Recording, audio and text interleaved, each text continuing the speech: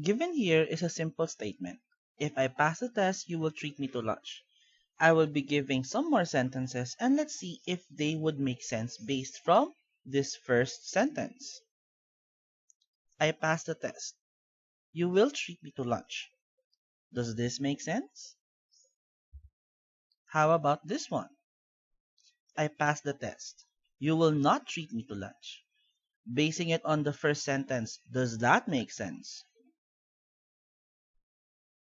I did not pass the test. You will treat me to lunch. Does that make sense?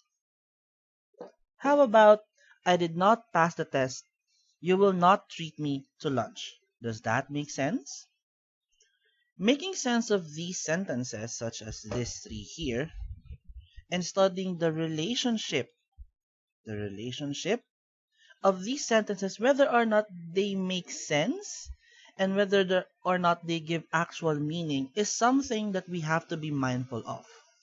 And this is something that is very important in the branch of mathematics because statements, definitions, theorems, postulates, and the like make up a lot of the body of knowledge of math. And to make sense of all of these, we would need this specific branch of math, which is logic. So we're going to talk about mathematical logic. According to author Irving Copey, logic is the study of arguments. It is also known as the discipline that considers the methods of reasoning. And the objective of logic is to identify the correct and incorrect arguments. So just like in the previous example, we wanted to see which of the following sentences would make sense. And knowing what makes sense would be through logic. One of the basic things that we need to know when we study logic is a proposition. It is also known as a statement. A proposition is a declarative sentence that is either true or false, but not both. That would mean that we have to make sure that our sentence is declarative, and we have to make sure that it can either be true or false, but not both. In contrast, a non-statement is a sentence that is neither true nor false.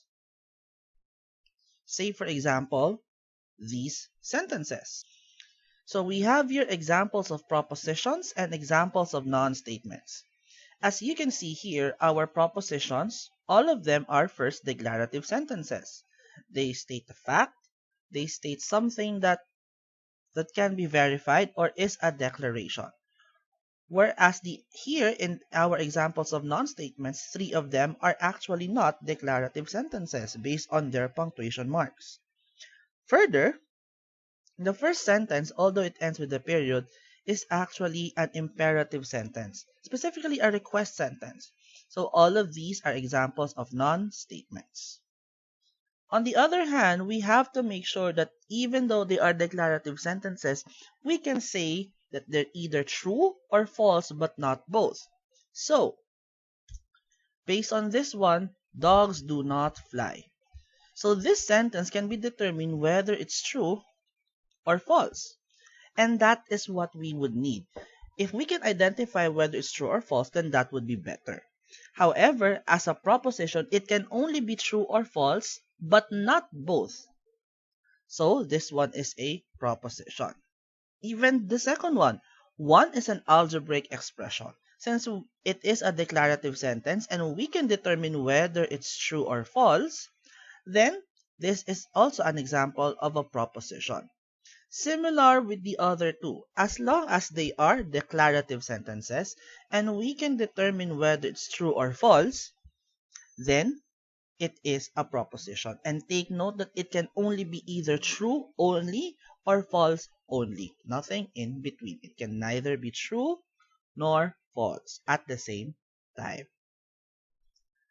For us to better study logic in itself, we would need to replace some of our propositions with variables, and we call those propositional variables. These are arbitrary propositions with unspecified truth values. Remember, when we say truth value, it can either mean that the proposition is true or false. Most of the time, especially in some other disciplines such as the computer sciences, truth value is 1, false value is 0. They are usually denoted by a capital letter of the English alphabet, such as this one. Let E represent the sentence 3 is an even number. So therefore, when we want to represent or analyze the logic of some statements related to 3 is an even number, we can use E. And of course, it's a variable, so we can replace it with any other proposition that we would like it to be. We can also have simple and compound propositions. So simple proposition is a proposition that does not contain any other statement or proposition as a component part.